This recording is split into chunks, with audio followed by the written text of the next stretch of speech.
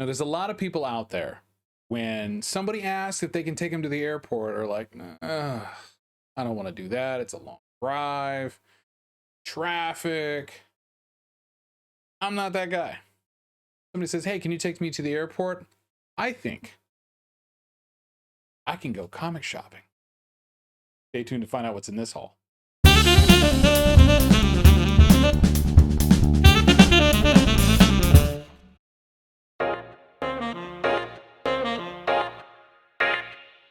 Hey YouTube comic community, it's Jimmy the Geek Aficionado, and as I stated in that intro, I took my family to the airport and I came back with comics. Because why?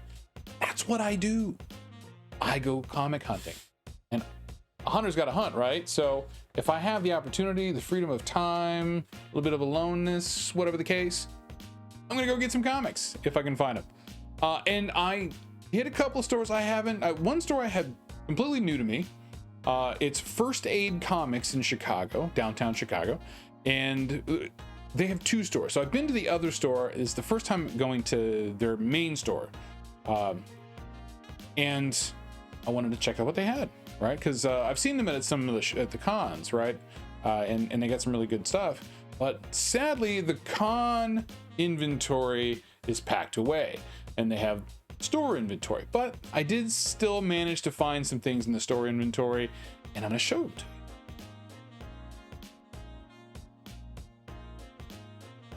First thing was off the shelf. Didn't realize it had come out yet. It's the Vampirella Dracula Unholy A Love Story, and it's the Adam Hughes variant, which is awesome. So funny when I saw it. I had to make sure I got it. I got 2 copies of that. So really pleased to get that because it's a fun cover. Got this. This is also something that had just come out and didn't realize it. This is Sheena, Queen of the Jungle, issue number 1, and this is the Joseph Linsner variant, which is stunning, as you can tell. And not only was that very cool copy on the rack, so was this variant that I found. Is this the variant? This could be the A cover, I don't know, or it could be a variant. This is the Arthur Sudum variant, which is also stunning, a painted style cover. It might actually be painting, I'm not entirely certain, but his work is very it's brushstroke driven, so happy to get that guy. But that's all I got off the rack. It was just, stuff that I hadn't picked up at my LCS, hadn't been in. So, but into the long boxes I went, did a little diving, and came up with some really cool things. For one, this variant to issue number 1 of volume 3 of Teen Titans. Right, so this is this is the Jeff Johns run with Mike McKone on pencils. And this is an homage to the new Teen Titans. I want to say volume 1 by George Perez, issue number 1 of that. So cool copy. I had been on the lookout for some time for that particular run. Love the cover, right? And just wanted to get a copy of it. Finally got one of those, so happy to get that. Found some Tomb Raider goodness. I'm always looking for Michael Turner covers, right? Anytime I can find them, the ones that I don't have. And this was one that I didn't have. And this is Tomb Raider number 1, covered by Mike Turner. That is a beauty now in the collection. Another Witchblade Tomb Raider. And this is a Wizard 1/2. And it's by Kelcha, the cover artist there. But it's that's just a cool, foil, labeled. It's got like a foil outline around the Tomb Raider and the Witchblade. Kind of see it there, the little color change. All right. But yeah, needed that one. What else do we get? Here we go. So there was Heroes Reborn. And then there's Heroes Return, which is the start of the volume 3 run for Avengers. And this was the last one of these, I think, that I needed. So all of the number 1s that relaunched at the time, which included Spider-Man, Thor, Avengers, Captain America, Iron Man, and Hulk, they all had these kind of sunlight colors that they'd done. And this was the last one I needed, which was the Avengers one. So again, happy to get that. Not real expensive. And I got, I think, 20% off the whole of the back issue lot. Next books, they're independent and they're ones that I've been hunting down.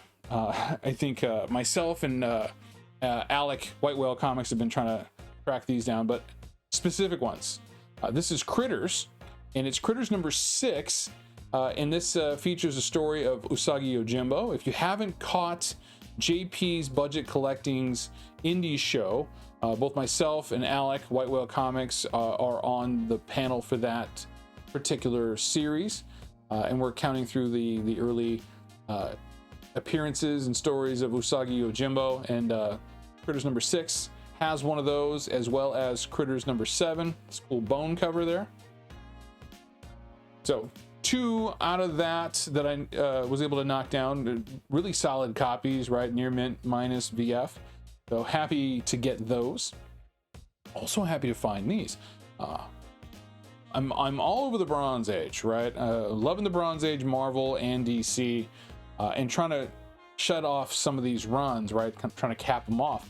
And one that I hadn't gotten, enough through was Power Man. I completed the Heroes for Hire series. So the Power Man was kind of the second chunk of that, and then the third chunk is Power Man and Iron Fist when they merge together and they have the one title, especially after they canceled the Iron Fist series. So I've got Luke Cage Power Man number 27, just a Doom called X. So that's a good one. Also number 33. And these are fun books. They really are. Cool stories. Really interesting, with the dialects and the slang at the time. So when you read these, they're like, oh, they seem kind of hokey. But if you really think about it, from an anthropological perspective, a cultural perspective, it's really kind of like a snapshot in time of the kind of style of speech and such in literature at that time. So this is just an indicative piece of that. This is issue number 40, where he says, you battled Big Brother and lost, now you must die. No way, Turkey. Luke Cage fights to his last breath. I mean, calling somebody Turkey? Really? I guess you got to be a big ripped dude in a tiara to be able to call somebody Turkey. At least now, anyway. Issue number 42, where he's fighting Goldbug. More goodness there. And issue number 43, I love this. I love the cool villains. The Man Called Mace. Why they call him Mace? Because he's got a spiked ball on his hand.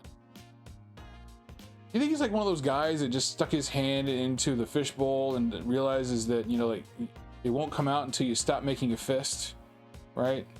Does he get to take it off? These are the things I wonder about the writing styles back at the time. Last book from First Aid Comics, and this is a really great one, and it's in really good shape. It does have a little bit of a spine roll to correct, but still in just really great shape. And that's Wonder Woman number 209 with this fantastic bondage cover from the Bronze Age. Absolutely loving the Bronze Age, right? This is another good reason as to why. So very cool book. That one was, I think it was like $25, and then it was 20% off. So very cool. Thank you very much, sir.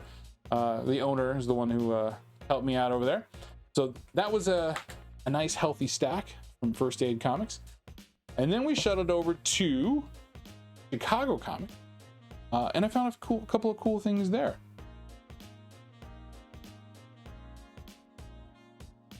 I'm a child of the 80s, and by that I mean that I was around for 80s cartoons, and for very cheap price I was able to find issues 2 and 3 of Voltron, Defender of the Universe.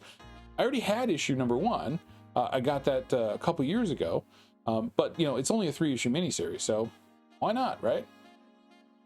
I can read about Voltron fighting the Robeasts.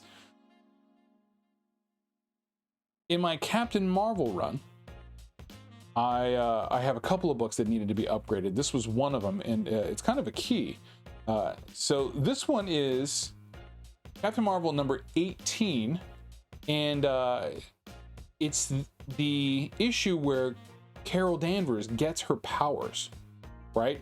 There's a, the machine in the background is destroyed, it's released. It's similar to what they did with in the movie, but which I thought was pretty cool because it kind of was in keeping with the actual original origin of how she got her powers. But that's a cool book, and I had like a 3.0 copy of it from before, just a reader. So now I got a little bit nicer copy. Happy to have that to take that.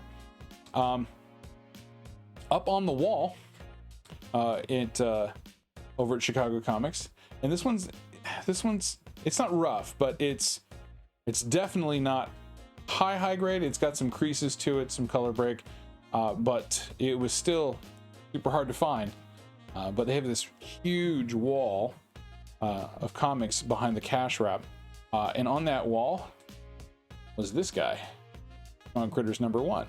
So this has one of the stories of Usagi Yojimbo, following, actually I think this is like the first story following Albedo 2, 3, and 4. So this is a cool story that's in here.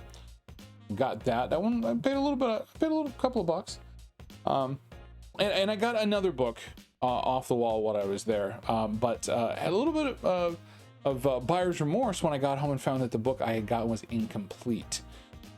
And this isn't the first time that I've gotten an incomplete book from Chicago Comics before, but they are very, very understanding and will work with you. Come back, let them know, and they were able to take that book back. Now, one of the cool things, I'll show you the book that I exchanged for. One of the cool things is that when I went there and spent the money that I did on this stack of books, they gave me these really cool Chicago Comics backstock bucks that you can use to purchase backstock comics. So I had a few of them. I had 4 of them, I think, and was able to take that and pick up this guy at a discount, because they had them for $45, and so I got 20 off, so it was only 25 bucks. But Space Usagi number 1, that's a cool book, right? And I had the rest of the volume 1 mini, but I didn't have issue number 1, so I got issue number 1 now. That's cool. And then only thing left, what did I trade out? Since the book that I got was incomplete, I took it back and traded it in for this. It's Rangers Comics issue number 46 with this awesome fire hair cover. And you know how I am about redheads, right? If you've watched any of my videos or any time on the channel, I love redheads.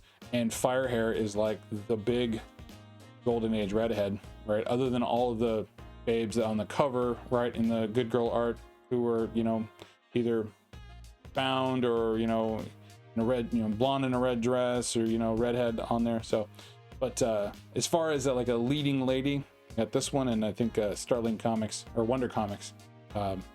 Alex the Comic Hoarder will be able to tell you more about that, so check out his channel. This is a cool book. Happy to have it. That's my haul. Thanks for watching. Make sure you click on the like button if you liked it. Click on the subscribe button if you want to see more content. Ring the notification bell and we'll let you know when it happens. That's all.